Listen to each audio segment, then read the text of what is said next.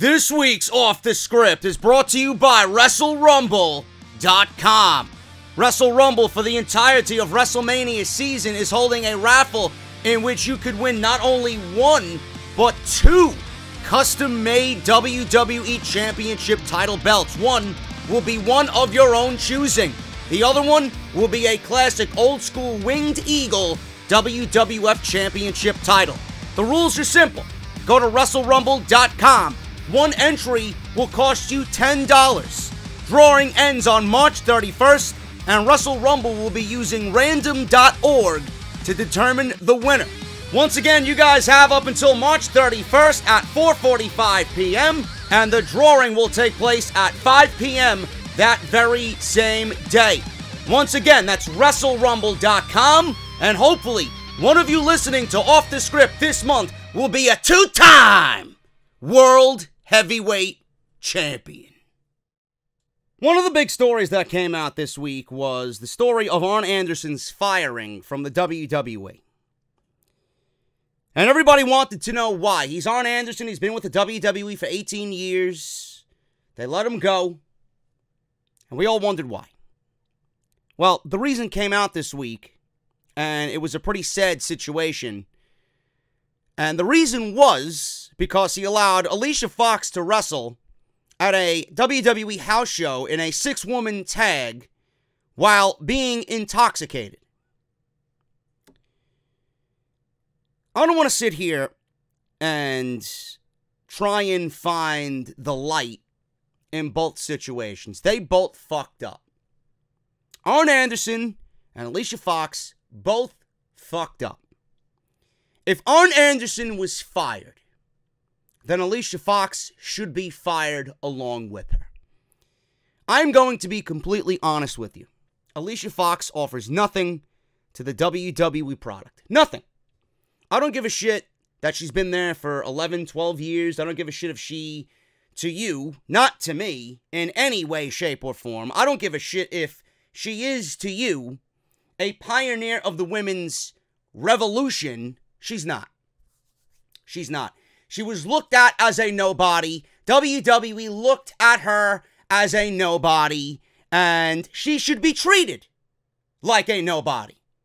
If Arn Anderson was fired for this, Alicia Fox should be right there on the unemployment line with Arn Anderson. Now,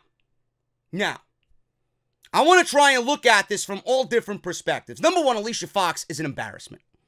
First of all, you're showing up to work drunk. Clearly, you do not value your job if you are showing up drunk. It is clearly forbidden in any workplace. Yet she shows up drunk. Okay, number two, and this is the biggest no-no of all, you are a professional wrestler. Meaning that you need to be on at all times. You are risking yourself, and you are risking the life of your coworker, your colleague in that ring. If you are off by just a little bit, you are endangering somebody to the highest degree. And people were legitimately defending this behavior on social media. Oh, this was only her first offense in doing something like this. No. She did this with Travis Brown, Ronda Rousey's significant other, just a couple of years ago. They were out. They were, I believe, doing something public relation-wise for the WWE. Travis Brown was there. Alicia Fox was there. TMZ picked up on it. And they had video of her being an embarrassment in a drunken rage, getting in this guy's face. She also showed up 2 hours late to a Monday Night Raw, I believe, in 2017, when she was in line for the biggest push of her career. WWE actually made a fucking Foxy t-shirt to go along with Alicia Fox finally being put on television. Is this someone that cares about their job? The answer is no. And if Alicia Fox doesn't care about her job, then why the fuck should I care, or you care, about Alicia Fox? It's an embarrassment. The simple fact that she's risking the life of her colleagues is more than enough reason to fire her. If Arn is fired, Alicia should be fired as well. She offers nothing to the WWE. She's not a game changer. She's not that good in the ring at all. And would you honestly miss or even know Alicia Fox was let go from the WWE? The answer is no. If they're quick to let a guy like TJP go, or Hideo Itami and offer him his release when he asks for it, or let Ty Dillinger go, and the reasons were the same. They didn't find any value in those guys. Why the fuck is this embarrassment showing up intoxicated, still having a job at the end of the day? Mind-boggling. Absolutely mind-boggling. Now, I don't want to sit here and defend any of this behavior. This is shameful behavior. This is behavior that should not be exuded on the main roster. She's looked at as a veteran. What do you think the other younger superstars on that roster are thinking, looking at this fucking mess, showing up drunk to work? Being a professional wrestler, putting your life at risk. Now, I don't know if Arn didn't know she was intoxicated. I don't know. Maybe it was one of those situations where he let her wrestle, but he didn't know that she was intoxicated. You know, people hide it very well. And Alicia Fox is out there. She's bizarre. You know? So maybe what we see as far as behavior goes with Alicia Fox, maybe it's something that she hid very well. She had her fun and then decided to come to work, and Arn didn't know. Maybe it's a possibility. But normally when someone's drunk, you could see it and you could smell it, most importantly. So maybe it was something that he didn't really know. How could he know if Alicia Fox is drunk or sober? I don't know. That's a possibility. Now, maybe, depending on the situation, in this case it was a 6-man tag. Maybe Arn knew she was drunk, and he let her go out there anyway, and being that it was a 6-woman tag situation, maybe he figured, well, she could stay on the apron, we could get through this match, she'll take a bump, and we'll go home. That was it. She would have no real role in the match. But still, why would you send someone out there intoxicated when you can pinpoint the problem backstage and make a quick replacement, pulling her from the match, do the right thing, and put her on the sidelines and put someone else in that match who's going to do the job correctly? It would have made no difference anyway. It's a fucking house show. I don't really know. Maybe it's one of those situations where he knew and she had absolutely no role in the match anyway, and he said, fuck it. She's not going to have a factor in this thing anyway. But at the end of the day, she should 100% be fired from the WWE. And again, this is not her first offense, you fucking cretins on social media. I don't give a shit what you think of Alicia Fox. Your queen is an embarrassment who should no longer have a job. It is embarrassment or embarrassing to the WWE on her behalf. It's embarrassing that they're still employing her and paying her. This is a dumb decision. A dumb decision on her behalf because she doesn't value her fucking job. The incident with Travis Brown, obviously looking back at it now in the past and applying it to this situation, it all makes sense now. How this woman has had multiple incidences like this on a 10-year run and still have a job, you know, in some businesses, this is one offense and you're gone. You know, intoxication and coming to work drunk is looked at as a fireable offense immediately. I know I would. If I'm a CEO, if I'm a boss, and someone comes into my job drunk, and you have to do your job to the best of your ability, how are you going to be able to do that? In this case, again, she's putting her co-worker's life in risk. It's an absolute fucking shame that this woman did what she did. Now, the kicker on all of it is that Fightful and Sean Ross Sapp were reporting that Alicia Fox was actually offered rehab by WWE, and she rejected it and went completely missing. This is reportedly to the extent that employees of WWE do not know where she was during this time or if she went to rehab at all when WWE offered her the rehab. It is said that Alicia Fox has been on thin ice multiple times in the past. This includes the incident during WrestleMania weekend with Travis Brown last year. And like I said, she showed up late, 2 hours late, in 2017 when she was in line for a major push for herself.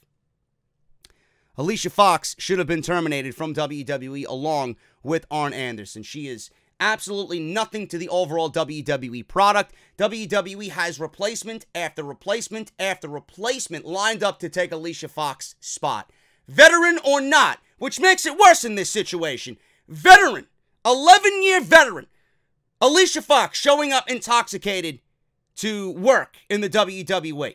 That is not someone that values their job. And here's the bullshit, people. People on social media are actually defending this nonsense, stating that, well, do you blame Alicia Fox? Look at how she's been treated. That doesn't give you the fucking right to show up drunk, showing them that you don't fucking care. Here's an idea. Work fucking harder.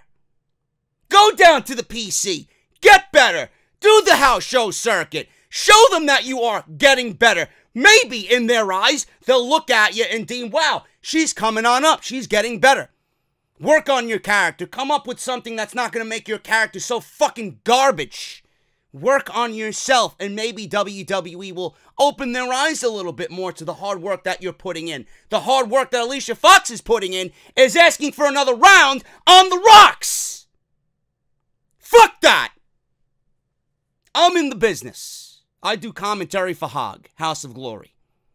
I see what these people, these men and women go through every single fucking thing, every single event that I do for them. It is a fucking absolute disgrace that you would put your colleagues at risk. Not only their career, but more important, their fucking life. You are off. In this business, you have to be 100% on. And if you are 99% on, that 1%, you could end up like a Paige. You could end up like a fucking Tyson Kidd, right? And that's just on a normal day's work, where accidents do happen. Imagine with someone drunk. Shameful fucking act. And if Alicia Fox is let go from the WWE, if I'm looking at Alicia Fox, if I'm an AEW or an Impact or a Ring of Honor and I'm looking at Alicia Fox, I'm getting this woman in rehab. You better put that shit aside if you want to come fucking work for me. I believe in second chances. I believe in third chances. But you got to show me that you're working. After that, 3 strikes, you're out.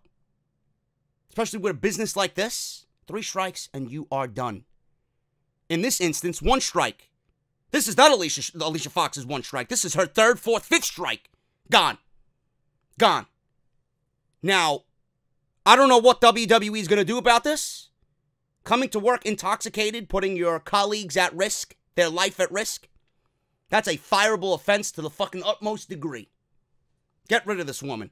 She means nothing to the fucking overall value of the TV product. She's going nowhere. WWE clearly treats her as a nobody. You're not even going to realize that she's fucking gone. I don't even realize she's actually still employed even now when she's a fucking employee. Who cares? Cut your losses. You cut Ty, you cut Hideo, you cut TJP. In a day and age where WWE's cutting nobody, they let them go. Why? Because they know wherever they go, they're not going to make that much of a big difference anyway. Same thing applies for Alicia Fox. Get rid of the baggage. Get rid of it. You don't need it. Clean up your act, and maybe you'll get a second chance at an Impact or Ring of Honor, or better yet, an AEW. Get rid of her. All you fucking Alicia Fox stands out there, man. I hope you are looking at your queen, because all I see is not a queen, but a fucking embarrassment to pro wrestling. This is off the script, man. I wanted to talk about that. That's all I'm going to mention about that. This shameful fucking behavior.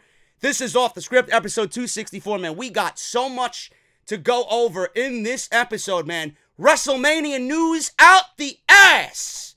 And we're going to talk about it all right here on part 2, episode 264 for your Fastlane weekend. Don't go anywhere. We're going to hit the intro, and I'll see you guys in just a little bit. off this shitty fucking product by coming on here and speaking the fucking goddamn truth about this fucking filth. And I can book a better show taking a fucking dump after eating my fucking Chipotle chorizo with extra cheese. I don't give a fuck what anybody has to say. Have I ever? Of course not. WWE is great, man. Fuck you, Japan, and Kenny Omega, Okada. Sonny! What is it, man? Can I suck your dick? What is it, man? Well, this is the #1 fucking podcast. Right here on YouTube.com!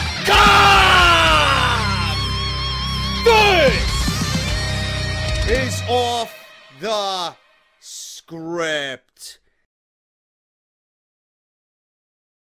A lot of you guys have asked if I'm going to be doing meet and greets WrestleMania weekend in New York City to go along with whatever else is going on that weekend. The answer is now right on your screen, man. The answer is yes. NXT TakeOver New York is happening on Friday, April 5th. If you guys want to come hang out with me, I will be holding a meet and greet at 1 to 4 p.m. at Hooters on 155th West 33rd Street in New York City, right across from Madison Square Garden, man. We have teamed up with Hooters to have this great meet and greet, man, for you guys. Come out and have some beer. Come out and have some wings. Come out and have a good time, man. Meet and greet, 1 to 4 p.m. I will give you guys the RSVP to make sure you guys let me know that you're coming down in the comments of this very video. Make sure you guys go and do that and let me know if you will be able to make it on Friday, April 5th. Meet and greet, 1 to 4 p.m. That's going to leave you guys plenty of time if you are going to take over New York in Brooklyn at the Barclays Center. That'll give you enough time to take an Uber, a Lyft, or get on the train and go right on over to the Barclays Center, man. So I don't want you guys missing the show for anything if you do have tickets. Or if you don't have tickets and you don't give a shit and you're going to be watching it at home like I am, make sure you guys come on out and hang out anyway, man. Thank you guys so much for all the support. Hooters, April 5th, Friday, from 1 to 4. I can't wait to see you guys out there right across the street from Madison Square Garden, which will be the home on Saturday to the G1 Supercard with Ring of Honor and New Japan Pro Wrestling invading New York City and MSG, man. So I hope to see you guys out there on Friday, April 5th. This is Off the Script, episode 264, part number 2 for your Saturday Fastlane weekend, man. We got a lot to go over. WrestleMania news. WrestleMania 36 now has a location, and it is confirmed. We're going to go over all that today right here on the podcast. Follow me on social media, man, both on Twitter and Instagram. JD from NY206 on both Twitter and Instagram. Follow me on Twitch, JD from New York. Hit that subscribe button down below. Turn on that bell for all notifications. If you guys want to sign up for the Patreon page, patreon.com/JD from NY206. You guys are having a blast in our Discord Off the Script Elite Chat. That is one of the perks with the Patreon account. If you guys on YouTube want to sign up and join the channel and become a sponsor of the channel, you will also have access to this Discord Patreon link, man. So if you guys want to join in, there'll be Q&A. I may be popping in there, giving you guys a live feed with some voiceovers. I'll be taking your Q&A. I want to try and do some Q&A on Off the Script this year. And I want it to be with people that actually care. So if you guys want to join, make sure you guys go to Patreon, or you guys can simply sponsor the channel right there on the channel's homepage. So please do that if you so desire. So it is there for you guys as well. Bonfire, man, we are close to 200 sold. Make sure you guys go and get your official merchandise exclusively on Bonfire. It's the only place you can find JD's Elite. Bonfire.com. Link is down in the description towards the very top of this video. So please go and get yours today, man. If you're coming to the meet and greet, I want you guys to wear the new JD's Elite so we can take one big group photo and just take over fucking New York City, man. Hope to see you guys there wearing the new t-shirt. And if you guys are interested and you want to get yourself one, link is down in the description towards the very top. If you guys missed any of my videos this week, Sal Rex has put them here for you in a nice chronological order. We got Off the Script last weekend. You guys can go back and chronicle that. Raw, SmackDown, and NXT, all individually, man. On Raw, Becky Lynch turned heel. Not Becky Lynch. Ronda Rousey turned heel. Becky Lynch had her suspension lifted. Samoa Joe finally won some gold in the form of the United States Championship on SmackDown Live. And Tommaso Ciampa, devastating, heartbreaking news of the greatest sports entertainer in the WWE, has to vacate the NXT Championship, man. He requires neck surgery, which we will talk about again today in this particular podcast. Right now, the diagnosis for surgery is 3 to 6 months. And it looks like, according to Mike Johnson of PW Insider, that Ciampa is going to make a full recovery, but he has to vacate the championship. We're going to dive into that even more so today on the podcast. So if you guys missed any of that, links will be in the annotation that you see in the top right corner, in that little eye. Drop that down and everything you need will be right in there, man. Mania Crawl. I want you guys to go to maniacrawl.com if you guys are looking for something to do and you want to meet some great people along the way and you want to talk about the happenings during the biggest wrestling weekend of the year and have some fine craft beer along the way, man. Mania Crawl has been doing this for the last 6 WrestleManias, or the last 5 WrestleManias. This will be the 6th WrestleMania in which they do this, man. It is absolutely free to join in on, and all proceeds are going to fund Connor's cure. There's no better way to support Connor's cure than just coming along with all other wrestling fans in the biggest wrestling weekend of the year, man. If you guys want more information, maniacrawl.com. Go over there. All the information you need is on the homepage. So make sure you guys visit that, and I hope to see you guys out there as well. Let's get into the news, man. We got plenty to go over. I want to start off with some of the smaller stories, being that we talked about the Arn Anderson and Alicia Fox situation. Let's get these bullshit stories out of the way, man, because they really don't mean much to me, and I'm sure they're not going to mean much to you. Now, we talked about Torrie Wilson being in the Hall of Fame, or getting announced for the Hall of Fame, and if you guys missed my Monday Night Raw review, you could see it right here. Accolades, nothing. Accolades, nothing. 1 Golden Thong Award, 0 World Championships, 0 memorable moments. Her value was in nothing but Playboy. Dated Billy Kidman. Dated former Yankee Alex Rodriguez, the steroid head himself, the cheater himself. Terrible in-ring performer. Bra and panties matches, by the way, cretins, do not count as memorable moments. They probably counted as a memorable moment while you were 14 years old because you never seen anything like that before. But we're all grown men now. So I'm not sure if this is a Hall of Fame or a Hall of Shame induction. Torrie Wilson does not belong in the Hall of Fame. Congratulations to Torrie Wilson nonetheless. But everybody is blowing this completely out of proportion. Now, I want to make a nice little comparison here. Okay, I don't even consider Torrie Wilson a bench player or a utility player, right? I've been an Atlanta Braves fan for God knows how long, man. I've lost count on the years I've supported this team and all the years that I've been heartbroken watching them trying to win a world championship. Hopefully one of these days, while I'm still alive, or one of these years while I'm still alive, they will win me a world championship. They got a very good, bright, young future ahead of them. But back in the day, we had many a Brave lend a helping hand and lead this team to all these division championships, right? All these appearances in the World Series and all these appearances in the NLCS back in the 90s. It was not just one man. It was just not one man. There was utility players. There was utility bench guys that had specific roles that were just, you know, the utmost importance to them. That's Sid Bream, right? You had Charlie O'Brien. You had Mark Lemke. You had Walt Weiss, right? all these guys, they played huge roles in getting the Braves to be a successful team. Are any of them Hall of Famers? The answer is no. None of them are MLB Hall of Famers.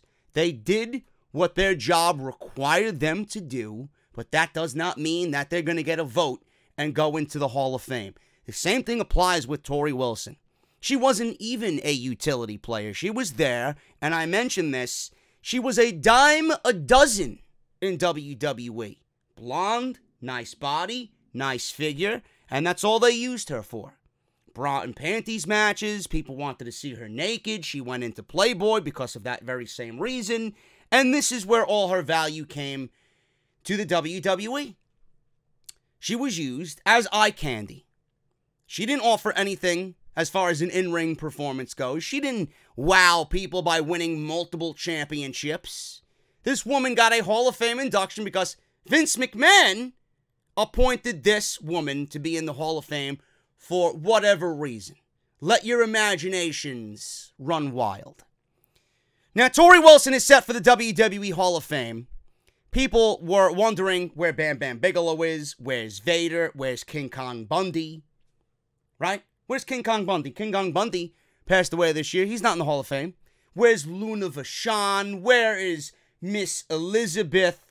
Where's Victoria? Right? China is going in with DX. Great.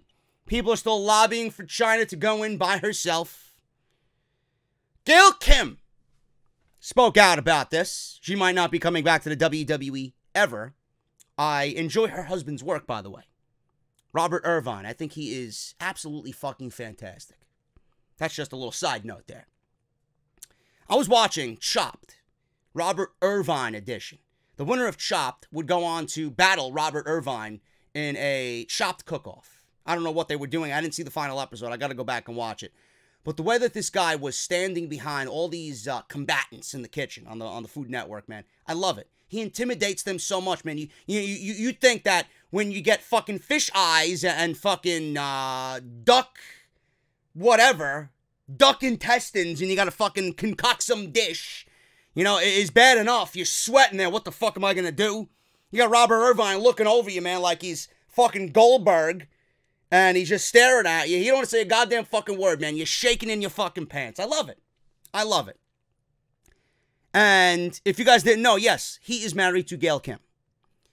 But she was on social media, and she actually spoke out about Tori Wilson being in the Hall of Fame. She was happy for Wilson, but other fans might disagree. One fan in particular discredited Wilson while saying that she doesn't deserve to be in the Hall of Fame and how her induction is controversial. This garnered a rather intelligent and angry reply from Gail Kim. I wonder where she gets that anger from. Probably her husband, who seemed to take this comment personally. Why is it controversial? She has contributed a lot to the business, says Gail Kim, and fans adore her. There are people who are way more controversial picks. Look at that poop, Donald Trump. I don't care whether he is a celebrity inductee or not. The whole part should be taken out. Meaning that whole part, meaning the celebrity wing should be taken out. Yes, and I agree, you know, I don't think guys like that, like Drew Carey should not be in the Hall of Fame, and guys like that. Donald Trump does not belong in the Hall of Fame. And the only reason why he's in the Hall of Fame is because he's like this with Vince McMahon. Tori Wilson did not reply to this cretin on social media. If anything, she is probably waiting until WWE makes the announcement official, which they indeed have. Either way, she came out and has blasted all her critics on this anyway. I don't know where she did it, but she did it as of this weekend. Even if she wanted to say something with friends like Gail Kim around, who obviously have her back in the entire thing. Go back to what I said about those Atlanta Brave utility players, man. Mark Lemke and Sid Bream and Terry Pendleton. Walt Weiss, guys like that. Guys who, Jeff Blauser, another one. How could you forget Jeff Blauser, man? Right? All these guys lent a helping hand in getting the Braves all these championships and becoming the team of the 90s. Are they Hall of Famers? The answer is no. The answer is no, and neither should Tori Wilson. From one woman to another, Dana Warrior. Obviously, we reported this on last week's podcast. She ended up on the WWE creative team for whatever reason. Apparently, she wanted to offer a women's perspective. Sorry, honey, a women's perspective on the main roster is not needed for what we see on Monday Night Raw. Maybe a women's perspective as far as how the women are booked, but I think WWE has enough issues at hand. You know, there's too many cooks in the kitchen now. Now I'm hearing Jeff Jarrett has a major executive role on the creative team. How many more cooks do we need in this kitchen? They don't know what the fuck they're doing on a normal day. Now you're adding all these other new faces? Man, Monday Night Raw is absolutely ass backwards. Dave Meltzer noted on Wrestling Observer Radio that Dana Warrior actually approached Vince McMahon and asked for a job in creative. He says, and I quote, "The basic gist of Dana Warrior is that she was looking for a job. She asked Vince McMahon for a job, and Vince goes, 'What would you like? A full-time position? What would you like to do?' So then she said, 'I like to work in creative.' She said she could offer a female point of view. There are other women on the writing team, so I don't know what Dana Warrior, did I say Dana Brooke? I don't know. Dana Warrior, Dana Brooke, one and the same. They're both fucking goons. Dana Warrior is now on the writing team. Maybe for the women, she can handle some of the women's booking. Maybe add a nice little perspective that we haven't gotten from the fucking guys booking that division on creative. So if she wants to add to that, fine. But there's too many cooks in the kitchen as far as the overall writing of Monday Night Raw. Warrior is hired, says Meltzer, but she isn't an official part of the creative team just yet. She was shadowing backstage on Monday and Tuesday last week and is expected to be backstage at Raw moving forward. She's being taught the role with the intention of gaining a job on the creative team. Basically, it was said that she is closer to being an intern without having that exact title. Monday Night Raw will have nothing added to it as a positive with Dana Warrior being on the creative team. Simple as that. She wanted to add a female perspective. There are ways to do that. But as of right now, the overall writing scheme of Monday Night Raw is one in which there is too many cooks in the kitchen. Dana Warrior will probably add nothing of value to the overall quality that is Monday Night Raw. And this is not even a fucking Band-Aid on the overall problem. This is not where you need to go. The overall problem lies in the 73-year-old CEO known as Demented Fuck. That's where the answer, or that's where the problem lies, and that's how you go about getting your answer. Him being removed. Dana Warrior, who cares? High-level WWE employee has negative opinions on Ty Dillinger and Hideo Itami. I'm not surprised by this whatsoever. They don't value anybody. Unless they make their money, they don't really give a shit. Simple as that. Now, Ty Dillinger and Hideo Itami asked for their releases. They were granted. TJP did not ask for his release. He was terminated. But according to a high-level source in WWE, Ty Dillinger and Hideo Itami didn't check any of the boxes needed to be successful. Dillinger and Itami will be known as Gavin Spears and Kenta, respectively, when they start applying their trade to the indies once again. Even though there was an outpouring of support for both men upon their releases, it doesn't seem like everybody in the WWE will miss them.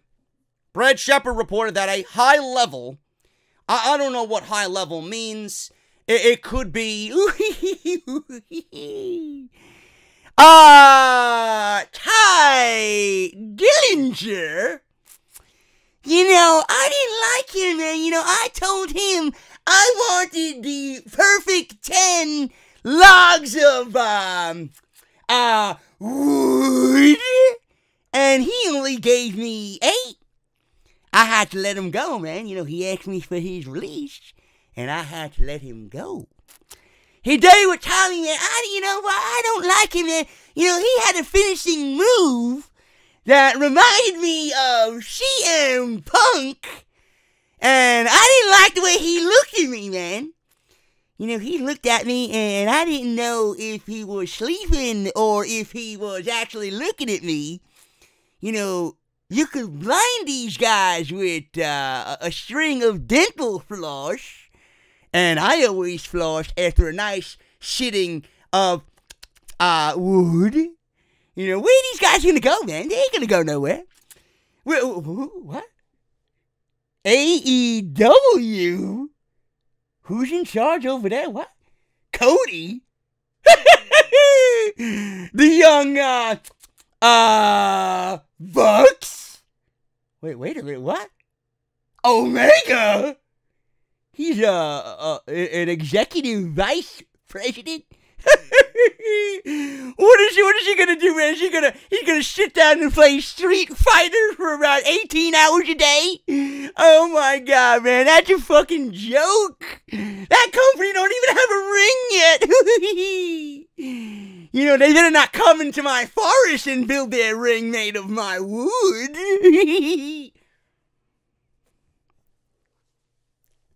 Yeah. I'm sure that's the high-level employee of WWE. Sure. This high-level employee in WWE remarked that neither Spears, I'm not talking about Brittany, is she still around? Hit me, baby, one more time. Yeah, that's what I told your fucking sister on Tuesday night during SmackDown. And Kenta will be missed very much in the company. A high level in WWE said that I always thought Dillinger and Kenta stunk. This was said by WWE employees. Only time will tell what all the recent WWE releases will be doing and what they're going to accomplish on the indies. Ty Dillinger's calendar is already filling up quickly. Hey, House of Glory, let's get the perfect 10 in House of Glory, man. Yeah, for everybody asking, these irrelevant YouTube creators asking for Ty Dillinger as a guest on their podcast, man. I love to call Ty Dillinger's matches in House of Glory, which I hope happens. It's a possibility. Or he may end up in AEW quicker than we all believe, man. So I don't really know. You know, Ty Dillinger, I think, would find great success in AEW. He loves Cody and vice versa. He could be a great mid-card act over there. And they're going to have to start building their mid-card. I think I could see it, to be honest with you. I'm sure you guys think the same way, too. Now, Kenta and TJP have yet to announce any indie bookings. I believe all these guys have 90-day no-compete clauses. I'm not sure about Kenta. I know Ty, Gavin Spears, and TJP do. But you never know if all three former superstars could be people who end up making WWE regret letting them go so easily. I think that is what exactly is going to happen. Now, I know Ty Dillinger actually has merchandise on Pro Wrestling Tees. He's got a shop on Pro Wrestling Tees already that have the revenge theme. He's going to use this as motivation to show them, you fucked up by letting me go. So that's the only thing I could really surmise from that. Dillinger is now known as Sean Spears on the indies. He is taking indie dates, and his calendar is filling up fast, like we mentioned. Spears is also selling merchandise on Pro Wrestling Tees in a rather interesting twist. Like I mentioned, Spears merch all seems to point towards a theme of revenge. So, who is Sean Spears out there wanting to seek revenge against? I don't know. It's only one thing in mind, or one company in mind, and that is the WWE. Either way, he's going to be happier, and that is all that matters. So, the high-level source in WWE, neither Spears or Kenta will be missed very much in the company. There you go. And for Vince McMahon, you know what? You know, Vince McMahon says that he doesn't have any superstars in the WWE. It's actually the opposite. WWE has all of the greatest talent under one fucking roof. There's no way you could admit to anybody that you can't find 1, 2, or even 3 guys out of the current crop of talent that you have employed to be the next big thing in the world of professional wrestling. They have all the superstars that they could possibly ever fucking dream of. The problem is, they don't have any faith in the guys that they're paying. And if they don't have any faith, that's coming from one person and one person only. And that person needs to be removed. And that person needs to be replaced with somebody who does have faith in the talent that they're signing. Because why the fuck would you be signing talent other than to make your company better and find the next big fucking thing that you can make money off of? Why are you signing talent? I know you're signing talent so that you don't have them go anywhere else like an AEW. Because you are fucking absolutely ignorant in your ways. Stupid. That is a stupid business model. And I hope it comes back to bite them on the ass sooner rather than later. Now, WrestleMania 36 location has been officially confirmed by the WWE. Tampa was officially announced as the location for WrestleMania 36. This was originally reported by Brad Shepard months ago. So there you go. I believe WrestleVotes actually made a remark about this as well. I don't know who's first. Apparently there's a lot of arguing in the wrestling community about who breaks stories first. Who the fuck cares? Who cares? You know, I love WrestleVotes. I think what they do is great, but you know, WWE is really not going to acknowledge that WrestleVotes broke the news about Torrie Wilson being signed to the Hall of Fame or inducted into the Hall of Fame. WWE is going to cite ESPN by breaking the news first. So, everybody's just so salty. Oh, I broke this story first. Oh, I broke this story first. It's not about who breaks it first. It's about who breaks it best and breaks it down and analyzes it best. Who gives a shit? Really? Now, Tampa was officially announced for WrestleMania 36. Brad Shepard reported this months ago. The event will take place at Raymond James Stadium in April of 2020. I believe it's April 6, 2020. A press conference took place on Friday, and Roman Reigns, Bayley, Charlotte, Natalya, and Titus O'Neil were present during this press conference. Triple H was there, Stephanie McMahon was there, all the bigwigs were there, I'm sure. Now, this marks the second time that WWE will be holding the biggest wrestling event of their calendar year in Florida in a 4-year span at least. They aren't going back to the same exact city as WWE did with New Orleans for WrestleMania 30, and then again for last year's event. Location for access is not confirmed, but there are a couple of locations that WWE can pick from in the area. Needless to say, that is not an issue at this juncture. I will see you guys in Tampa in 2020. Make sure you give me good craft beer recommendations and good breweries to visit while I'm there. Kedrick, get your drinking face ready, bro. We're going. I'm not going to WrestleMania, but I'm going to be in and around.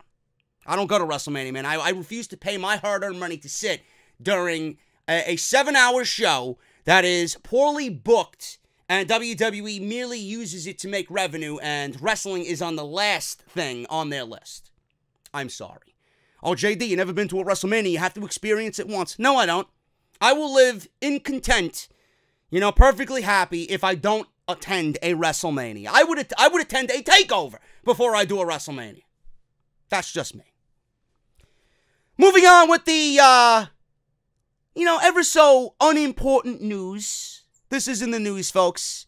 WWE employees are unhappy with how EC3 is being booked on Monday Night Raw. Can you blame them? Can you fucking blame them? Now, WWE called up a crop of 6 in January, and they were all to debut on the main roster. WWE figured that, well, we don't really have any plans for these guys. We're going to debut them on Raw and SmackDown, and they're going to really just be showcased on both shows, and we're going to figure out where they belong and where they fit best. So then WWE called up Tommaso Ciampa, Aleister Black, Ricochet, and Johnny Gargano, and those 4 guys on top of the 5, or the 6 that they brought up, minus Lars Sullivan, because who the fuck knows where he is, probably got eaten by a fucking Kodiak bear in Colorado. All these NXT call-ups, the original 6 were supposed to be on Raw and SmackDown. These new 4 guys, the big 4, are Raw, SmackDown, and NXT. Now, EC3 was one of the original 6 that was called up, and he had a lot of promise as a WWE superstar, but the company only uses him in a non-speaking role in spite of the fact that he actually has decent microphone skills and charisma.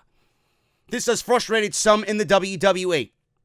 Sources have been told via Ringside News that there are several members of the creative team and a few superstars in the WWE who are very displeased with how WWE has utilized the former Impact Wrestling World Champion.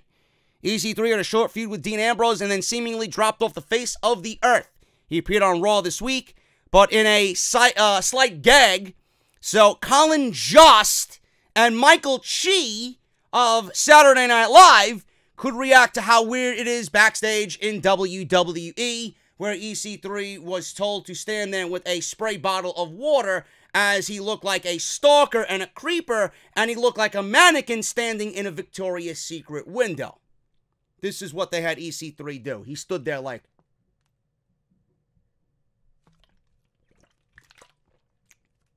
That's what he did. That's what he did. Meanwhile, Titus was there, and he wanted to take a photograph with these two D-list actors in Hollywood, and then he proceeded to say, "Will you hurry up? I gotta go get myself a piece of cheesecake." Apparently, maybe Lacey Evans was stealing all the cheesecake, you know? The lady of NXT was getting sassy with the cheesecake. So, hopefully WWE will figure out something for EC3 to do. In the meantime, he's doing all WWE will give him by looking in a mirror and admiring himself. Now, I don't really, honestly, if they start booking EC3 in a prominent way, he's already dead. He's already dead. I don't know why he has been called up to the main roster if this is exactly what they're going to do with him. He could absolutely find the role now with Tommaso Ciampa out as NXT champion. He could slide right into plans for that. And if this was the plan all along for EC3, there's no doubt in my mind, I mentioned this weeks ago, someone in WWE obviously has a vendetta against EC3. It got back to Vince McMahon.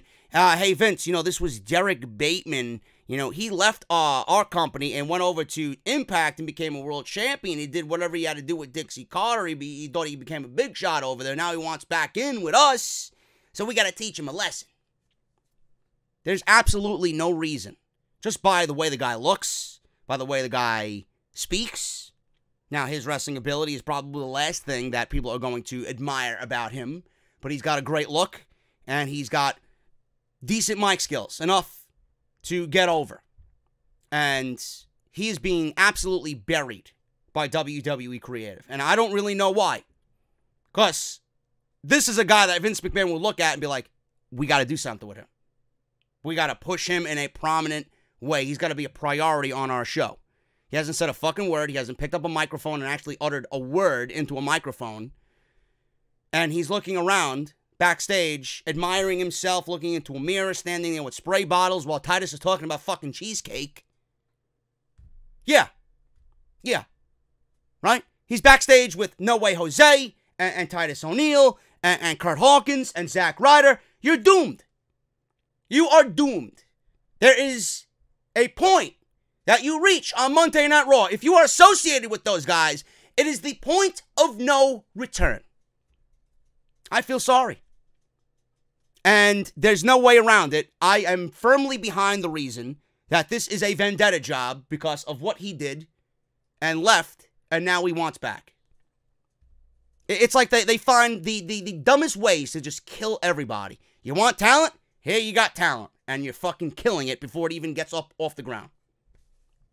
Absolutely ridiculous, man. Really fucking ridiculous. Renee Young is pulling for Paige to get a commentary role in WWE. No.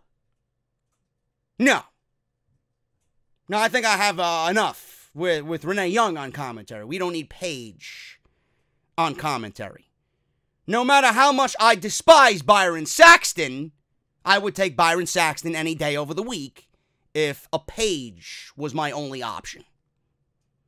Now, during a recent episode of Regular Girls, this was a Q&A session apparently, she dove headfirst into the topic of having a kid and disclosed that she is now ready for children. I'm sure this makes Dean Ambrose very proud and excited. Then she was asked something very interesting. What about an all-female commentary team in WWE?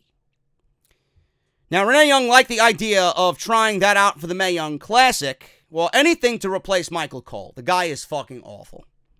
She praised both Beth Phoenix for being a great member of the commentary team, but the idea of who would be play-by-play is another story. Then Renee Young had a great idea because Paige isn't doing anything right now. She says, and I quote, I think Paige would be excellent on commentary. I've been saying that for a little while. With her being out of action in the ring, and we no longer have that GM role on SmackDown Live or Raw, and she is, in the same way as Beth Phoenix, she's someone who grew up in wrestling. She knows it. She loves it. She's got such a strong character and a strong personality that I think she would be a shoo-in to step in there on commentary anywhere. I am going to bug her about that. I'm going to try and make that happen because I think she would crush it. End quote. The only thing that she would be crushing is my hearing. Because I can't even stand Renee Young. Can you imagine Paige on commentary? And Renee Young is not really all that great herself, and she's trying to lobby to get someone else a role at something that she does on commentary? That don't really make any sense. Beth Phoenix, I think, is great. I can honestly listen to Beth Phoenix and stomach what the woman has to say because she was actually a wrestler, number one. She's married to Edge, number two, so she has knowledge of what's going on. And Beth Phoenix, believe it or not, she tells a great story and she has a lot of insight on what's going on in the ring. Renee Young has none of that. The oh and the ohs. You know?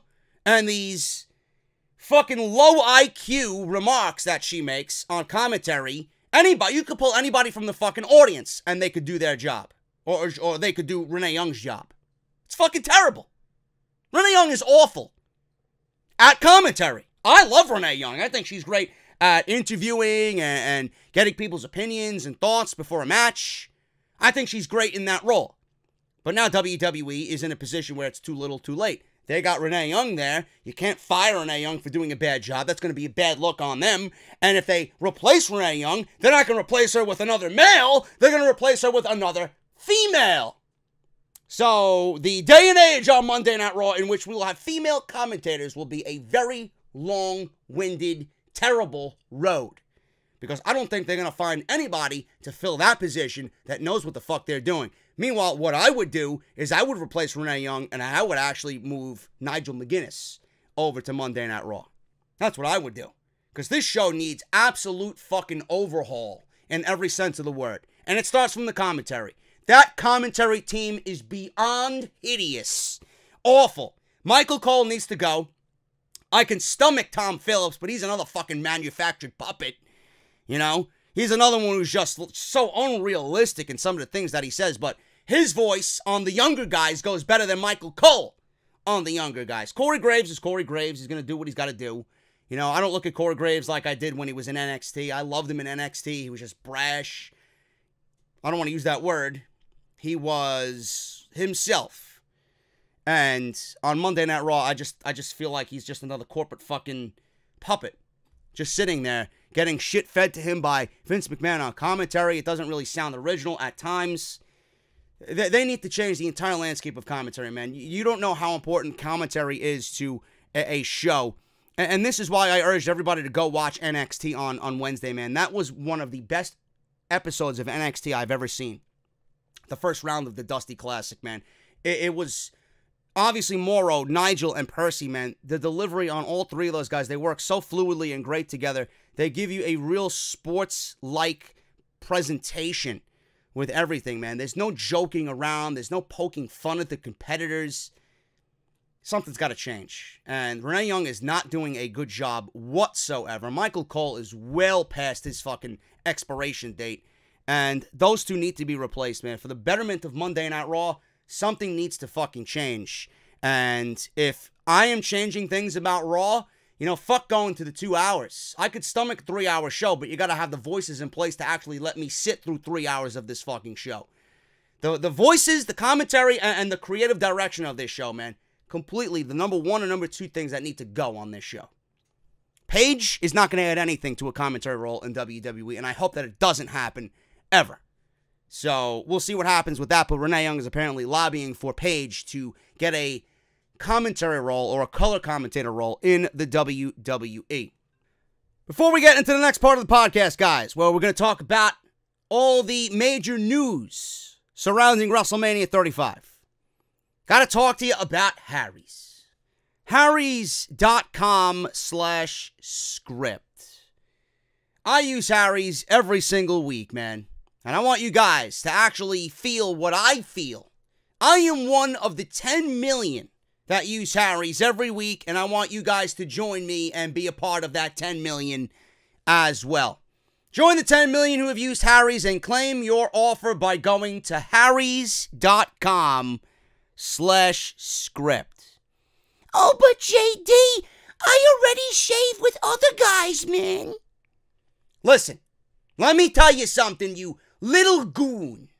Why Harry's? Well, Harry's founders were tired of paying for razors that were overpriced, overdesigned, and a great shave does not need to come from gimmicks like vibrating heads, flex balls, and handles that look like spaceships. They fixed all of that by combining a simple, clean design with quality, durable blades at a fair price. These tactics that these other competitors have been using, these are tactics that they've been using for decades to raise prices on this particular product. Harry's actually also bought a world-class blade factory in Germany that's been making quality blades for over 95 years, and they've received over 20,000 five-star reviews on Trustpilot and Google alone. All Harry's blades also come with a 100% quality guarantee. If you don't love your shave, let them know and you will get a full refund. You're going to get a $13 value. You're going to get a razor handle. Choice of color is yours. You got 3 to choose from: the orange, the evergreen, and the navy blue. I got all 3. Why the hell not? 5-blade razor with a lubricating strip and a trimmer blade, rich lathering shave gel, and a travel blade cover as well. All for free. Listeners of my show can redeem your trial set today by going to harrys.com/script. Make sure you go to harrys.com/script to redeem your trial offer today and help support Off the Script, man. Thank you guys so very much for supporting Harry's. Moving on with the rest of the show, man. Tommaso Ciampa. Major NXT storyline dropped due to Ciampa and his neck surgery. Dave Meltzer noted on Wrestling Observer Live that Johnny Gargano's storyline on the main roster was dropped because Tommaso Ciampa and his neck injury will take him out of commission for at least 6 months. It was said that Gargano might be better suited going back to NXT, where he could possibly become the NXT champion after Ciampa ultimately has to relinquish the title. But we have to wait and see what WWE's plans are for TakeOver NXT New York. Now, it is also said that Ciampa's injury recovery time, which is speculated to be around 6 months, will be too long of a break of any kind for WWE storylines to pick back up since these guys have debuted on the main roster. Now, according to the Mayfield Clinic, the recovery time for this type of procedure generally lasts 4 to 6 weeks for normal activities. Pro wrestling is much different than any type of normal activity. Now, this doesn't sound bad. You know, they made it seem a lot worse in the days leading up to his surgery, but this doesn't sound bad. But there can be numbness in the extremities for weeks to months after the procedure, as well as WWE. Obviously, they're not going to let him back anytime soon whatsoever. They have been incredibly careful with neck injuries, which is why Jason Jordan's in-ring career for WWE is likely over. Now, the diagnosis with Ciampa stated that he will make a full recovery on this. Now, 4 to 6 weeks, or the simple fact that he was going to be out 6 months. You know, a lot of people have speculated that if he didn't get called up to the main roster, and he was one of those guys that put it off because he wanted to get through TakeOver, imagine what we would have gotten at TakeOver as far as Johnny and Ciampa and the shape of the overall TakeOver card, WrestleMania weekend. Imagine if WWE didn't put him on the main roster and really accelerate this injury. It was something clearly that Ciampa was going to deal with. And a lot of people came out and expressed, well, you know, a lot of the blame is to fall on Ciampa because he didn't speak up. What the fuck would you do in that situation? Would you bear it? This is your biggest show ever. You fucking grin and bear that motherfucker. and you go out there and deliver the best possible fucking performance. Yes, he is risking his overall fucking health, but this is the mentality of a pro wrestler. I would expect nothing less from a guy like Tommaso Ciampa. Anybody in that situation would have done the same thing. You're going to give up the championship and go get surgery and fuck not only the event over, but yourself and Johnny, who's your best friend? Yeah, let me go get neck surgery, vanquish the title, or relinquish the title, and just blow everything up. So WWE and Johnny have to start all over again. Meanwhile, we're at the tail end of this fucking thing, and he was in the frame of mind which he thought that he could get through this, and he wanted to get through it. Now, I'm not putting all the blame on Vince McMahon. I'm not. I came off very angry on my NXT review when I talked about this, but I stated that this could have been avoided, and we still could have got Ciampa and Johnny Gargano at TakeOver. I don't put all the blame on Vince McMahon. Tommaso Ciampa has been going 150% in every match that he's been in. The matches with Johnny alone have shed years off his career, because that's how much of an investment he is, not only for what's going on in NXT, but the storyline that he's telling with Johnny over the span of 2 years. This is where his heart is at. Would you want him to go 75%? Or would you want him to do exactly what he has done already? You're going to go 100%. That's the type of competitor Tommaso Ciampa is. So the simple fact that he is that way, clearly, obviously his neck was the brunt of all that. Now, Vince McMahon, and the reports of Vince McMahon being, very hands-on with everything. He wanted his writers to go outside the box on Monday Night Raw. Think outside the box and give me a Monday Night Raw. So someone in WWE probably passed along, let's use these guys. Let's fuck Triple H over. Triple H said that there was a miscommunication, or it was reported that there was a miscommunication. Triple H didn't know what the fuck was going on, what Vince wanted. He didn't talk to Triple H about pulling his top 4 guys out of NXT. Vince wanted them where he wanted them, in Lafayette, and that was that. And before the decision was made, Triple H could have done nothing about it. So with Ciampa wrestling more than he had to when he was originally scheduled to only do the Dusty Classic and nothing else, now look at where we are. They took him off the road. They minimized his work for the sake of the title and the sake of the storyline to get him through TakeOver, because he told NXT officials that he was good enough to get them through TakeOver New York. Now that's commendable. That is a champion. He might have to vacate the title, but that is a champion-like mentality. Selfless is Tommaso Ciampa. That's what I look at when I look at a world champion. I don't put all the blame on Vince McMahon, but do I think that this surgery could have been held off until after TakeOver New York and the closure to this storyline, getting Johnny the championship and just ending this chapter of their career? Yes, I do think it could have been avoided. And Vince McMahon's reckless behavior and his careless behavior in this situation is definitely a factor in this. Was Ciampa going to tell Vince McMahon that, listen, boss, I can't go? Is he going to tell Vince McMahon, boss, I can't go.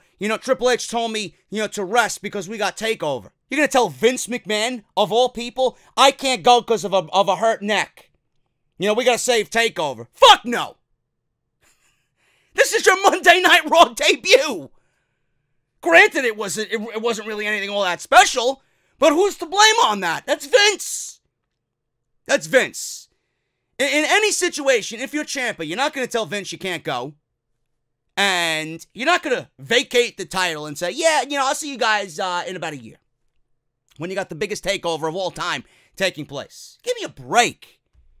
Ciampa and his style obviously is a reason why he is where he is right now. But I would not want anything less from that perspective as a fan. And Ciampa is going to give us everything he has. Why the fuck not? You don't go at this 75, 60%. You go at this 100%. So, blame, goes both ways. Ciampa for being who he is and being a professional wrestler, and Vince McMahon by having reckless behavior and doing things that really didn't need to be done. You're compensating for your own failures by using Triple H's guys because you failed to create new stars. Now look. So, at the end of all this, we're going to crown a new NXT champion, whether that's Johnny. At this point, I don't want it to be Johnny. Johnny should take that title from no one but Ciampa. Save it for the main roster. Johnny, at that point when Ciampa's coming back, will probably be on the main roster. So why do it now if it's not Ciampa? It's going to be special, but it's going to be something that is empty, almost. Because we got the championship on Johnny finally, but it's not against the guy that it was intended to be. So what I did, and what I stated on an NXT review this week, I came up with an 8-man tournament. Everything that you were going to do at TakeOver anyway, just integrate into the tournament. You were going to do Velveteen Dream and Adam Cole for the North American title. Put them in the tournament. Ricochet and Aleister Black, they have yet to win the Dusty Finals. They're going up against the Forgotten Sons. You're going to have this 8-man tournament, which I propose happens. Put them in the tournament. Give the Forgotten Sons the War Raiders at TakeOver New York. You already played the narrative on NXT that they were the only guys who were trained in the tournament by Dusty Rhodes. How are you going to tell that narrative and not have them win it? 8-man tournament. Johnny and Adam Cole in the finals at TakeOver New York. Adam Cole is your new NXT champion. You guys want to go back and watch that? Go into the annotation and listen to what I propose as far as an 8-man tournament for the NXT title vacated by Ciampa. Save Johnny and Ciampa for WrestleMania next year in Tampa. WWE Championship. Ciampa wants Johnny to win this tournament. I need you to take Goldie home. Goldie needs to have a good home. Johnny's not going to have anything to do with Goldie. So when Ciampa comes back, Johnny would be on his way to a WWE championship. Johnny would be WWE champion by the time Ciampa's ready to come back. I told you to give Goldie a new home. Now, I need a new Goldie. Comes back, boom. Start the whole fucking process all over again. And hopefully by that time, Triple H is in charge of the main roster, at least a little bit more than he is now. So we'll see what happens with that, man. But Adam Cole, I'm going with, a lot of people is like, JD, what's with these tournaments? Everything's a tournament with you. What do you want it to be? A fatal 4-way? You know how many fatal 4-ways we fucking see? Or ladder matches? I'm done with the ladder matches. Tournament in this situation is best. This is not some fucking rinky-dink title. This is a champion that, A, hasn't lost it, B, would not want it any other way. You want the NXT Championship? Motherfucker, you better show me how much you deserve that NXT Championship. You gotta go through NXT's best in one night. The story writes itself. So I don't know what you would want outside of a tournament with NXT's Elite at TakeOver. You want it to be the biggest TakeOver of all time? There you go. Adam Cole is your new NXT Heavyweight Champion. A lot of people are pulling for Matt Riddle. Could be a thing as well. I think Adam Cole's time is now. Matt Riddle is fairly new. Fall in line. Cole's been there. Cole is overdue. Cole has already stated that Undisputed Era is going to be a stable with all the gold in NXT. Why not start with him and start at the top? It makes sense to me. Roman Reigns. Roman Reigns will be at WrestleMania, unfortunately. But Roman Reigns has a rumored WrestleMania match, which, folks, I don't want to. I'm telling you right now, man, if you're eating something, put it down. If you are sick in any way, shape, or form, please, I apologize in advance if I'm going to make you physically ill. Roman Reigns' rumored WrestleMania match is more suited for superstars. WWE superstars on the network, or main event. Whatever these fucking C-level shows are that are on the network. Roman Reigns' rumored WrestleMania match is Baron Corbin. I will give you several seconds to get the laughter out of your system. I'll take a sip of my beverage while you do that. Meltzer says, and I quote, I think a singles match with Baron Corbin is the idea. End quote. Now, if you think that's a WrestleMania match, you are the most brain-dead cretin I have ever seen in my entire life. That is not WrestleMania. In fact, if that is the case, I wouldn't even book Roman Reigns at WrestleMania. Have him be a corner support role for Seth Rollins. This is a waste. You want to give me 14 matches at WrestleMania, right? Which is, by the way, too many. And this is going to be one of your matches? Spare me. So I'm letting you know right now, the way that they're going with this, and by Corbin's words on Monday night, clearly, or the week of his return, I should say, when he came out and initially announced that he's in remission, Baron Corbin already had some unpleasant things to say about Roman Reigns. If this is their plan, I don't know why you didn't save Roman until the Raw after Mania. This is absolutely abysmal. This is WrestleMania to you. And where does wrestling fall on the list of priorities in WWE? Dead last, if that's the case. Completely fucking horrendous. I'll pass. I'll make a beer run while that match is happening. From Roman Reigns onto someone who WWE wants to book like Roman Reigns, Lacey Evans. Lacey Evans' possible first main roster feud revealed. Question mark. Now, Lacey Evans is the sassy and sophisticated Southern Belle. Did I add too many S's in there? The sassy Southern Belle. I'm giving her too much credit now. Sophisticated? Honey, no. She's the lady of WWE, and she comes out and waves to the crowd. Yeah, I'm waving goodbye. Go fuck yourself. This is an effort to keep her face on television, even if they don't have a current storyline in place for her right now. Vince McMahon reportedly has huge things in store for the former U.S. Marine. Now, Natalya and Ruby Riott had a short match on Monday Night Raw. Why? I don't know why it happened. With Neidhart going over in about 2 minutes. As Natty was leaving, Lacey Evans came out and did one of her signature appearances where she simply waved to the Philly crowd, and Evans took the time to give Natty an up and down once over, and then walked away. Dave Meltzer noted on Wrestling Observer Radio that it appears Lacey Evans is set to feud with Natalya. It was also noted that Evans will very likely win the feud because WWE has big plans for her. The rumors that Lacey Evans is already penciled in for a big WrestleMania match as well. We will have to wait and see what happens with that. But the penciled in opponent right now is said to be Asuka at WrestleMania.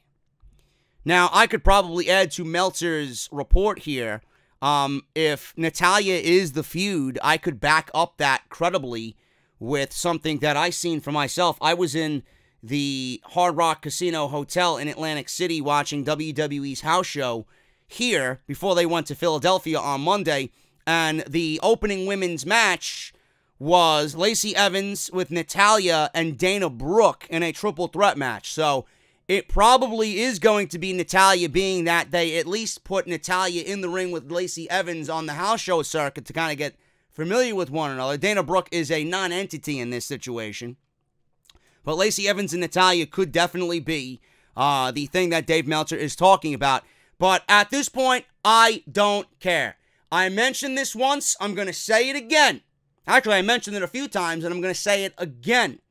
WWE had to be very careful with Lacey Evans coming out and overexposing her, doing the same thing week after week after week. And it's just not on Raw. It's on SmackDown, too. So you're seeing this twice every week now for about 4 weeks. That is 2, 4, 6, 8. Yes, I can count. It's at a point now where it is uninteresting. People are getting frustrated. And it's at a point where people are not caring. You're going to drive people away before you even get this woman in the ring on Monday Night Raw or SmackDown Live with Natalya. And yet, there are people on social media that want this woman to go one-on-one with Asuka. Lacey Evans is nowhere in Asuka's stratosphere. I don't know how anybody with a functioning brain, unless you are a complete brain-dead super fan fucking loser. And why you're a super fan of Lacey Evans when the woman has accomplished nothing is absolutely mind-boggling. It's bizarre to me. Who's a fan of Lacey Evans to a point where you'd bleed for the fucking woman to beat Asuka? I don't know, man. These people do exist in the bowels of social media. Asuka deserves a lot better than Lacey Evans at WrestleMania. I'm just throwing that out there. But, yes, these people exist, and Lacey Evans has done nothing, and she is, with WWE Creative's help, driving people away, and they're overexposing her by doing the same thing over and over and over again. 2 weeks, 3 weeks would have been fine. In the ring you go. All right, you know how to wave. Okay, great. Do you know how to wrestle? I certainly hope so. Because what I seen in NXT, you didn't do anything for me as far as interest goes. As far as I'm concerned, you still belong in NXT, and another year and a half of seasoning was probably needed for you.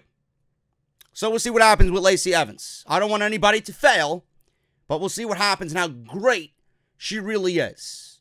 They got big plans for her, but it all comes within time. You're not going to throw this woman into the Women's Championship on SmackDown Live when WWE has not even made SmackDown Live's women's title a priority. Asuka's done nothing with the title. Get her a fucking reign first before you could start talking about credible fucking opponents, which right now are none. Lacey Evans and Natalya, I could certainly see that happening, and good luck getting me interested on Monday Night Raw when that day comes. This might not be good news for Kofi Kingston, people. If you're a fan of Kofi Kingston, you might not be too happy with what I'm about to report to you. Brad Shepard, on the Oh You Didn't Know podcast, said that the actual intention behind Kofi Kingston's push was initially supposed to give Daniel Bryan an extremely popular babyface to defeat and raise his status as a super mega heel. Yeah, super. It's that New York fucking super. It's not super, it's super. Just like water is not water. Who the fuck says water? Water. And dinner. You fucking cretins. Anyway, we're supposed to give him a super top heel status on SmackDown Live. Now, obviously, this is great news because Daniel Bryan, A, deserves it. B, believe it or not, there is no top heels in the company. I mean, just look at Monday Night Raw.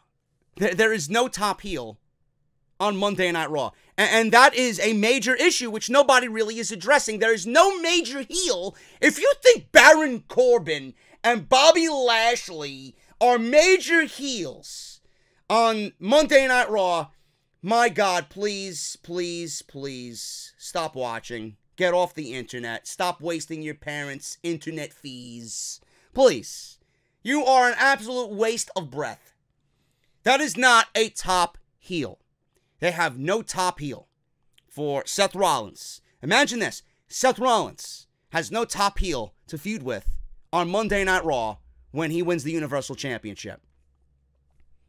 Which are, you know, this entire situation is making people believe closer and closer when we get to WrestleMania that Seth Rollins isn't even going to beat Brock Lesnar. Because if he has no top heels to feud with, what is the point of giving him the Universal Championship? Imagine if WWE wanted to turn Roman Reigns heel now and turn his back on the Shield and the fans. They would have an instant top mega heel in the business. The biggest heel in the business they would have after all this. And the line of babyface opponents for Roman Reigns as the top heel and a top heel champion on Monday Night Raw is plentiful. Seth Rollins, Dean Ambrose, Finn Balor, Braun Strowman. The list goes on and on. Ricochet, Aleister Black. The list goes on and on. So I don't know why WWE wouldn't turn Roman Reigns or even contemplate Roman Reigns turning him heel. The time has always been there. The landscape of Monday Night Raw is always there. It hasn't changed. You want real change on Raw? That's the change that you need to be going for. If Roman Reigns was a heel, look at all the top baby faces that he would have major programs with. If Seth Rollins wins the title, Who's he going to feud with? Bobby Lashley? Drew McIntyre? Baron Corbin? Monday Night Raw's main event might as well not even have a championship if that is the case. So Daniel Bryan being a super heel on SmackDown Live is going to be great for the brand, and it's going to be great for whoever beats him after this. Because if he beats Kofi and he breaks the hearts of Kofi Mania, do you know what this is going to do for Daniel Bryan's stock? I love it. I absolutely love it. Brad Shepard says this, and I quote, I said this too. Obviously, Kofi's run was sudden, and everyone's happy for him, but it all came about, of course, by mistake with Mustafa Ali's injury. What I'm being told is that there is more about this than just Kofi. This is about making Daniel Bryan a super heel for future programs than it is about getting Kofi to be a top dog on SmackDown Live. End quote. You never know if fans will speak out in massive numbers going into WrestleMania to a point where Vince McMahon is going to give Kofi Kingston the WWE Championship. I am still, within reason, to have hope that Kofi will win the title. His chances now are as great as they will ever be. And we're going to see what happens on Sunday at Fastlane. They may even be higher at Fastlane. We don't know. We don't know. But right now, where he sits, he is in much better position than he was going into the Elimination Chamber. That is for sure, even with him being replaced by Kevin Owens. Now, this same kind of thing happened with Daniel Bryan on the road to WrestleMania 30. Bryan is, ironically, the man that Kofi Kingston will need to beat this time around for his WrestleMania dreams to come true. I don't know if that's going to happen. I don't know if Vince wants that to happen. So we'll see. Is Kofi at that point where he's the same or could be looked at in the same light as Daniel Bryan at WrestleMania 30? No, nobody can. Nobody can honestly think that way. Nobody will ever be able to touch what Daniel Bryan did there moving forward. That was a once-in-a-lifetime moment that you never see happen. Kofi being booked by mistake in this situation is not the way you want to go about it. Now, WWE has a lot of things to figure out as they head towards WrestleMania. It was previously reported that WWE had a plan for Kofi Kingston, but that could change due to the fans, because Kingston was originally going to be fed to Daniel Bryan at the Fastlane pay-per-view, and that was obviously changed because they do have a plan in place for Kofi, but whether that is for the WWE Championship and getting the title at WrestleMania remains to be seen. Brad Shepard further went into detail on this and says, and I quote, "So obviously we still have many weeks until WrestleMania. They're weighing different options as to who could win, but the plan has been for Daniel Bryan to retain the title, and this is another step in the building process of him as a super heel for future programs. As it stands right now, Daniel Bryan will be walking out as WWE Champion out of WrestleMania. Again, obviously with the momentum that Kofi has, this of course could change plans, but it's probably going to take huge fan support.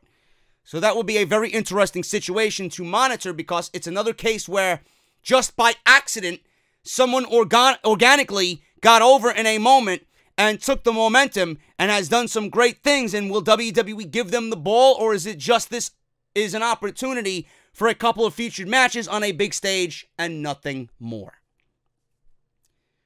I don't know, man. Brad Shepard, everything he says doesn't really come to fruition, but clearly the guy has some insight and the guy has some sources as to what's going on right now in the landscape of WWE.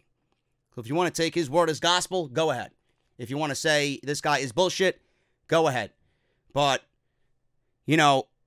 there are many other reasons why people don't think Vince McMahon's going to give Kofi Kingston the WWE Championship at WrestleMania. He very well could. And it could be a one-week thing. He could lose it on SmackDown Live the following Tuesday. I don't fucking know. I don't know.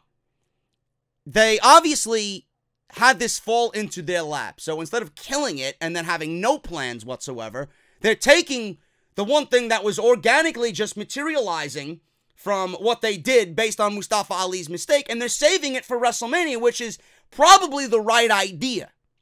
This is what the fans want. They figured that out. So why not just do it at WrestleMania instead of blowing it off at Fastlane? That's why Kevin Owens got involved. And that's why Kevin Owens took Kofi's spot. It might just be that. It might just be that WWE had no plans. They seen that this thing was materializing, so They didn't want to blow their load in one shot. And they figured that they would save it for WrestleMania and take Kofi away from Fastlane, build the fans being outraged and fans wanting to see it more so, and just do it at WrestleMania where fans are going to be even more invested in the hopes of Kofi Kingston winning the WWE Championship. It's a brilliant fucking strategy. It's all on them now. Is he going to do it or is he going to fail? I don't know. But if I'm going into WrestleMania and I'm a betting man, I'm going with Daniel Bryan. I just don't see Kofi as a WWE champion. I don't.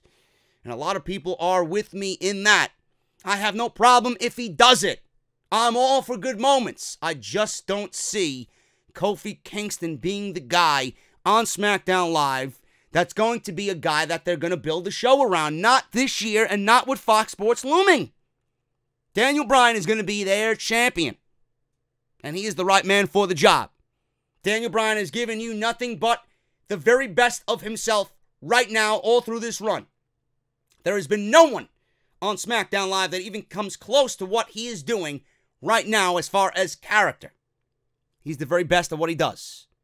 So that does not mean you take the championship off of him, no matter how big Kofi Kingston is. Now, if Kofi was exceeding Daniel Bryan WrestleMania 30 status, then I say yes. But he's not even anywhere in the ballpark. He's not even in the fucking parking lot. Let's give it a rest, people. I am with you. I'm all for good moments, but you got to be realistic. You got to be realistic. Yeah, WWE knows you want it. But how many times has WWE given you what you want?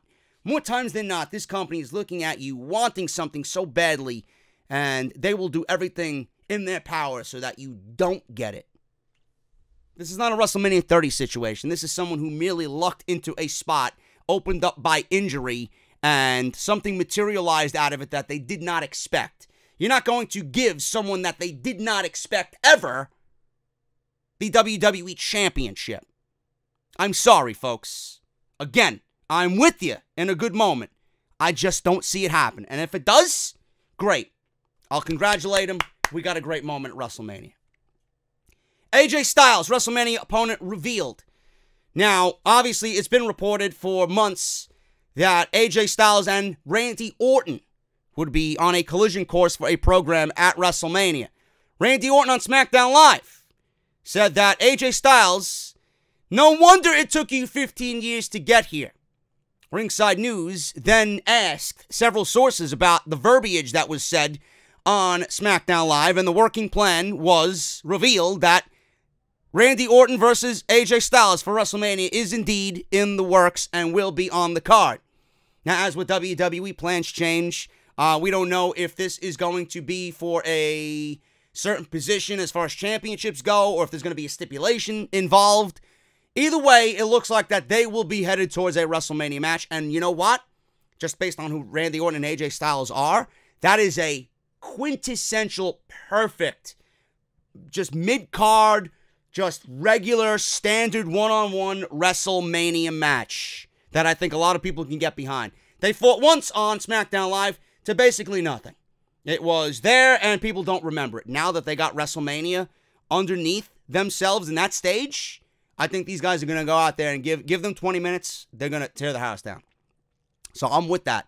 I'm on board with AJ Styles and Randy Orton at WrestleMania. Current plan for John Cena at WrestleMania.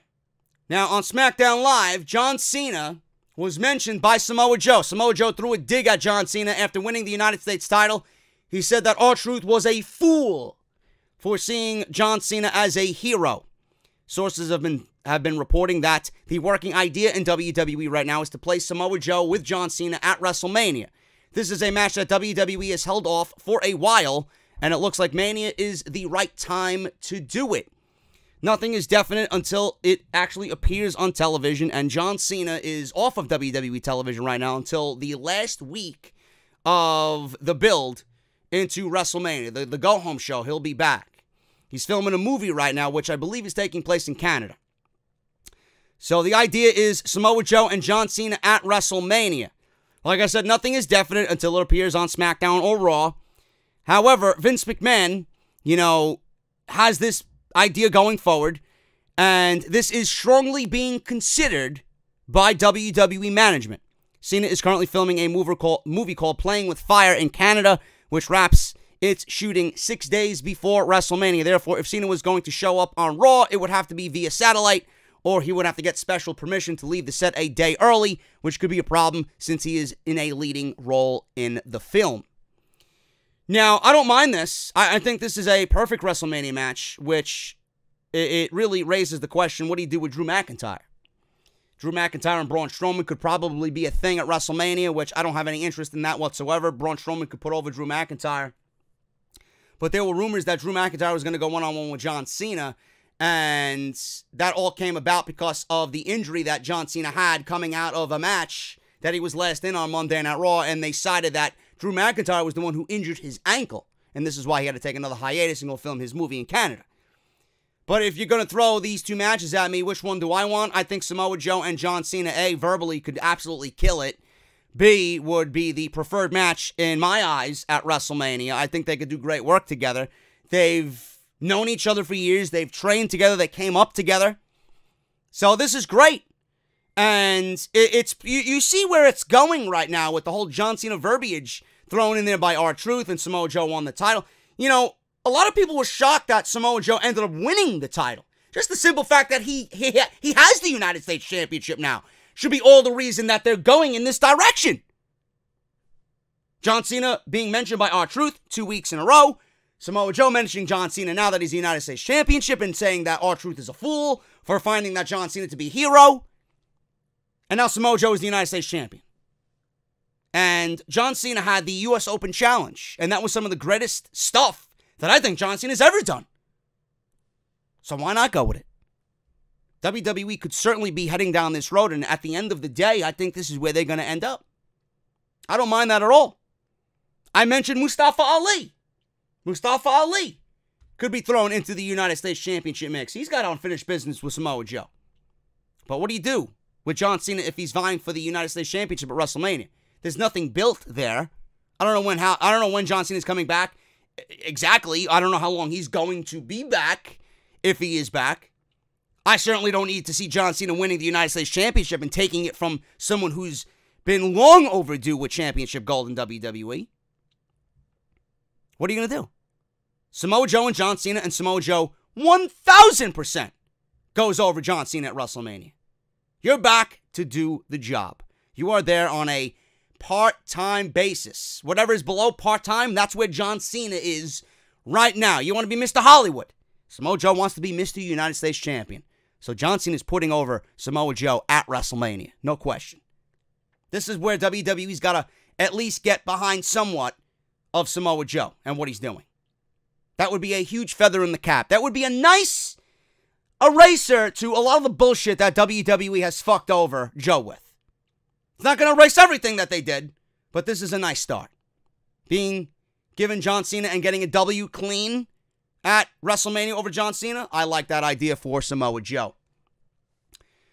WWE right now is rumored to be planning a big cross-branded WrestleMania title match.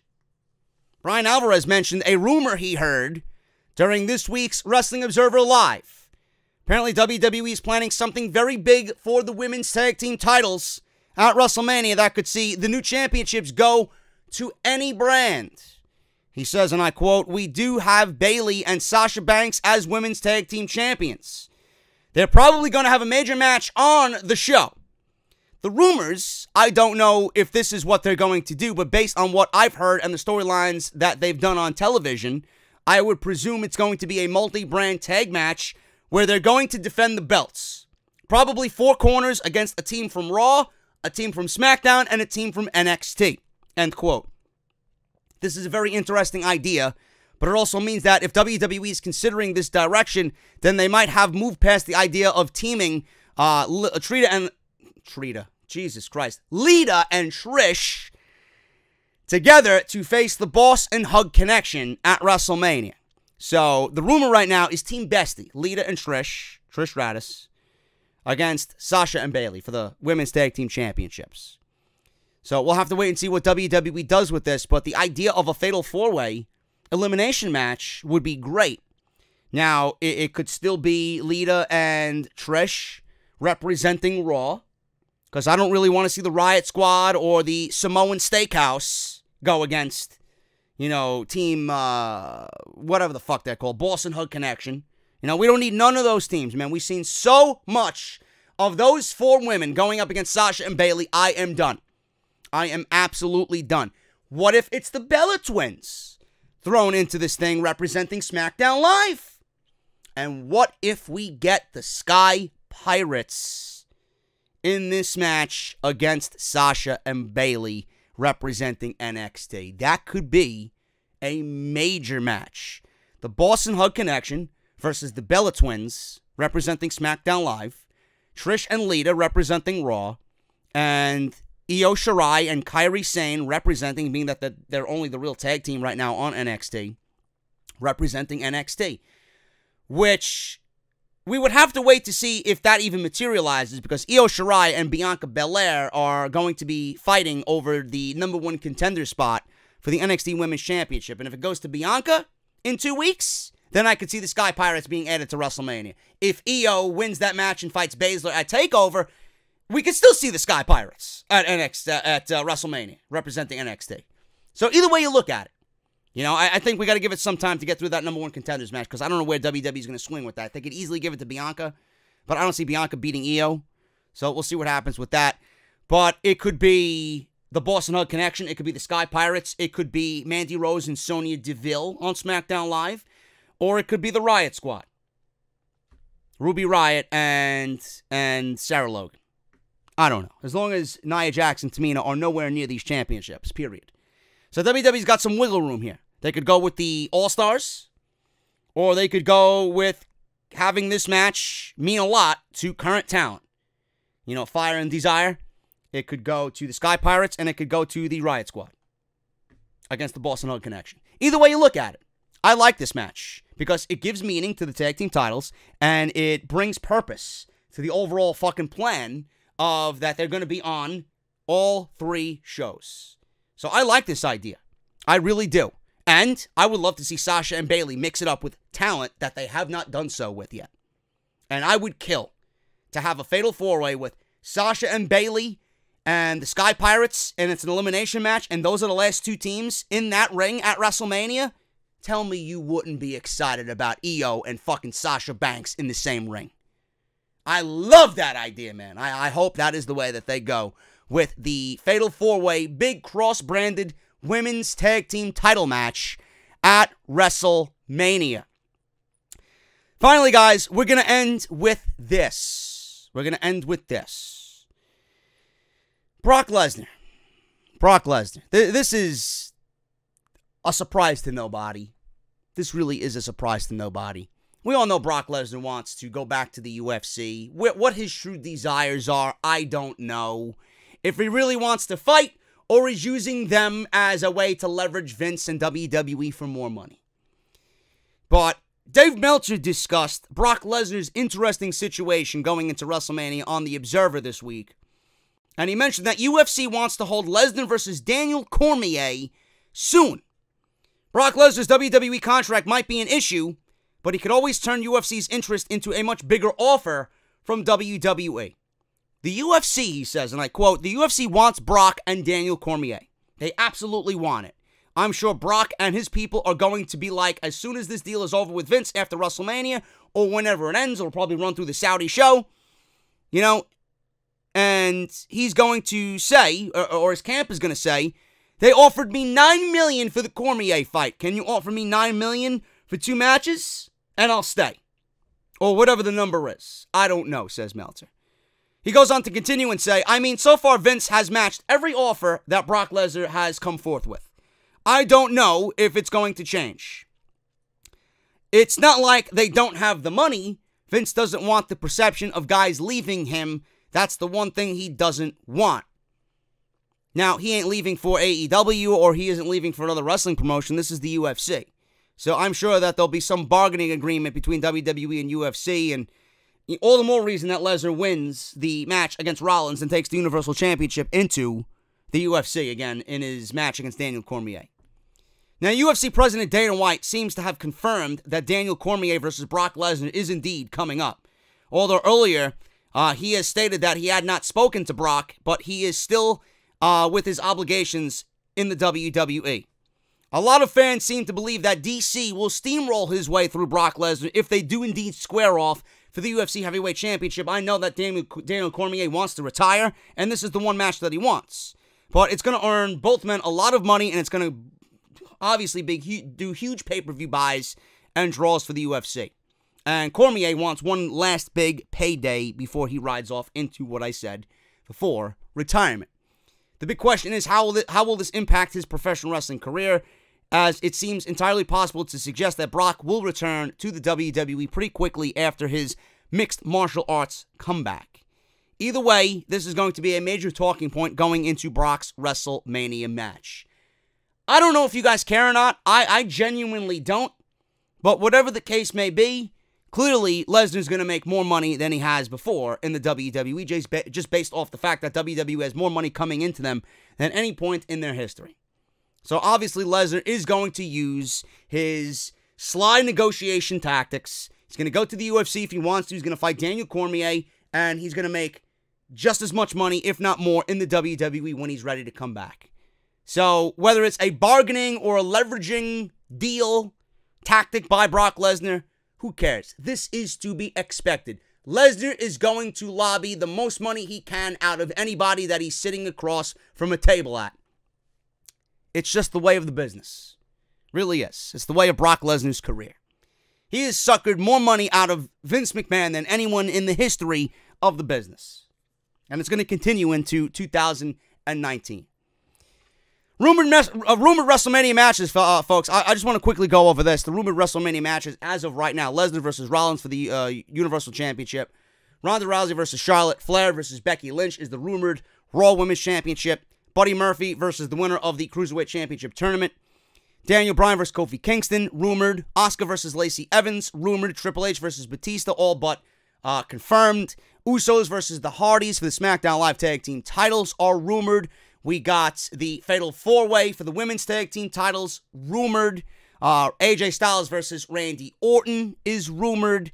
John Cena versus Samoa Joe is rumored for the United States Championship. The Andre the Giant Memorial Battle Royal, and the Women's Battle Royal as well. Whether it has a name tagged along to it, I don't know. So we'll see what happens with that. Braun Strowman and Drew McIntyre might be a rumored match. Baron Corbin versus Roman Reigns might be a rumored match. What they do with Dean Ambrose, I don't know.